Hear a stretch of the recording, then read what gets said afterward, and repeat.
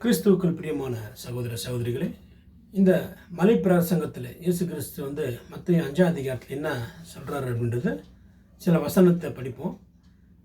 அப்போ என்னன்றாரு, ஆவியில் எளிமை உள்ளவர்கள் பாக்கியவான்கள், அவர்கள் பரலோக ராஜ்யத்தை சுதந்திரித்துக் கொள்வார்கள். அப்போ என்னன்னாக்கா, ஆவியில் எளிமை உள்ளவர்கள் என்ன அப்படின்னா, எப்பவுமே தன்னை பெருமையாக பேசிக்காமல் தன்னை தாழ்த்திக்கிறாங்க பார்த்தீங்களா, அதுதான் ஆவியில் எளிமை உள்ளவர்கள்ன்றது நம்ம பார்க்குறோங்க.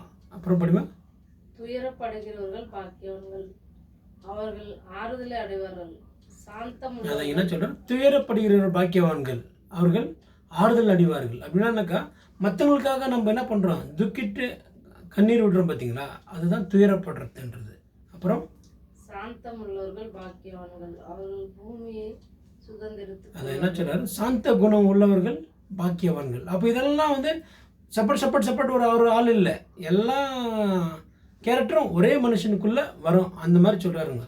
அப்புறம் நீதியின் மேல் பசிதாகம் உள்ளவர்கள் பாக்கியவான்கள், நீதியின் மேல் பசிதாகம் உள்ளவர்கள் பாக்கியவான்கள், அவர்கள் திருப்தி அடைவார்கள். அப்போ என்னக்கா, ஒவ்வொரு நாளும் நம்மளை யார் பார்த்தாலும் பார்க்கலாம், நம்ம நீதியாக வாழணும் அப்படின்றத இருக்குங்க. அப்புறம் இரக்கம் உள்ளவர்கள் பாக்கியவான்கள், அவர்கள் இரக்கம் பெறுவார்கள். அதுதாங்க, இங்கே இரக்கம் உள்ளவர்கள் பாக்கியவான்கள், அவர்கள் இரக்கம் பெறுவார்கள்.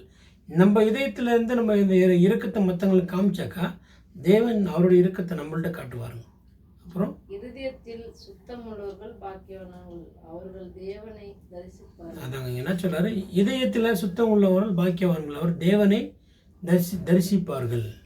சமாதானம் பண்ணுவர்கள் பாக்கியவான்கள், அவர்கள் தேவனுடைய புத்திரர் எண்ணப்படுவார்கள். அதாங்க, நம்ம வாழ்கிற இடத்துல நம்ம எந்த ஏரியாவில் இருந்தாலும் எந்த தெருவில் இருந்தாலும் சமாதானத்தோடு இருக்கணும், எல்லாருக்கும் சமாதானமாக இருக்கணும். நம்ம தேவனுடைய பிள்ளைகளாக ஆயிடுறோம், நம்ம அவருடைய பசங்களாக மாறிடுறோம் நம்ம, அதுதான் நம்மளோட சமாதானத்தை கற்றுக்கணும். அப்புறம்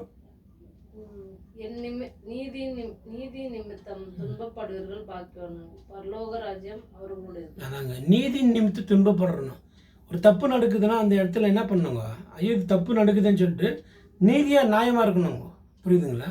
அப்போ தான் என்ன பண்ணுங்க, நம்ம பரலோகத்தை சுதந்திரித்து கொள்ள முடியும்.